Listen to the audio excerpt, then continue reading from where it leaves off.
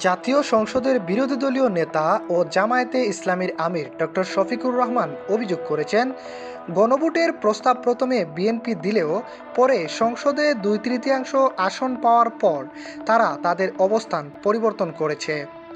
তাদের মতে এ ধরনের আচরণ দায়িত্বশীলতার পরিচয় নয় এবং এর ফলে দেশে রাজনৈতিক অচলাবস্থা তৈরি হয়েছে। আমরা ইলেকশনের দিন পর্যন্ত সবাই এক ছিলাম। এরপরে যখন দেখলেন যে আপনারা যেভাবেই হোক, যে মেকানিজমেই হোক, আপনারা 2/3 বেশি হয়ে গেছেন, তখন রাতারাতি আপনাদের মত বদলে গেল। তিনি আরও বলেন, বিএনপি যে ধরনের কর্মকাণ্ড বর্তমানে চালিয়ে যাচ্ছে, এতে জনগণের কাছে দেওয়া প্রতিশ্রুতিরও ব্যত্যয় ঘটেছে।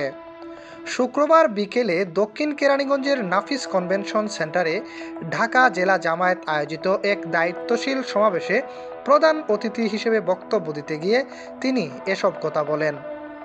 তিনি উল্লেখ করেন, সংবিধানে জনগণকে সর্বোচ্চ ক্ষমতার উৎস হিসেবে স্বীকৃতি দেয়া হলেও বাস্তবে তাদের মতামত উপেক্ষিত হচ্ছে।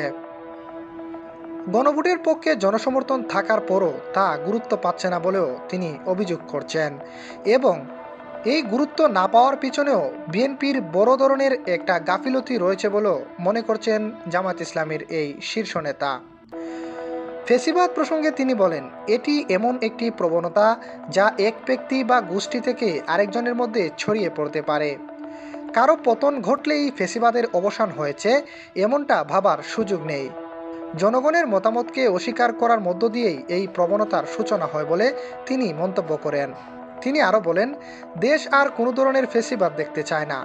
অতীতে ও বর্তমানে যারা নিপীড়নের শিকার হয়েছেন তাদের সবাইকেই একসঙ্গে অন্যায়ের বিরুদ্ধে ঐক্যবদ্ধ হওয়ার আহ্বান জানান তিনি বলেন, এক সময়ের নির্যাতিত নিপীড়িত বিএনপি এখন তারা নিজেরাই জালিমে পরিণত হয়েছে। জ্বালানি সংকট নিয়ে তিনি দাবি করেন, প্রকৃত পরিস্থিতি গোপন করা হচ্ছে। বিভিন্ন স্থানে পেট্রোল পাম্পে দীর্ঘ লাইন ও বাজারে তেলের উচ্চ মূল্য উল্লেখ করে তিনি বলেন, এই কৃত্রিম সংকট তৈরির পেছনে মূলত সরকারি লোকের কালো হাত রয়েছে বলে তিনি মনে করেন। এই সমস্যা সমাধানে তিনি সরকারকে সব রাজনৈতিক দলের সঙ্গে আলোচনায় বসার পরামর্শ দেন। স্থানীয় সরকারে প্রশাসক নিয়োগের সমালোচনা করে তিনি বলেন, এতে জনগণের ভোটাধিকার ক্ষুণ্ণ হচ্ছে এবং নির্বাচনে পরাজিত ব্যক্তিদের গুরুত্বপূর্ণ পদে বসানো অনুচিত। শিক্ষার্থীদের হোম ক্লাস বিষয়ে তিনি উদ্বেগ প্রকাশ করে বলেন, এতে শিশুদের ডিভাইস নির্ভরতা আরও বাড়তে পারে, যা তাদের স্বাভাবিক মেধা বিকাশে বাধা সৃষ্টি করতে পারে। এছাড়া 4 এপ্রিল থেকে 11 দলীয় জোটের মাঠ পর্যায়ের কর্মসূচি শুরু হবে জানিয়ে তিনি বলেন, জনগণের অধিকার প্রতিষ্ঠা না হওয়া পর্যন্ত এই আন্দোলন চলবে। তবে আন্দোলন হবে সম্পূর্ণ নিয়মতান্ত্রিক এবং দৃঢ় অবস্থানের ভিত্তিতে। কোনো ধরনের উশৃঙ্খলতা মোটেই হবে না, কিন্তু আন্দোলন হবে ইস্পাত কঠিন ও মজবুত। এম এ আহমদ, দৈনিক আমার জিহাদ।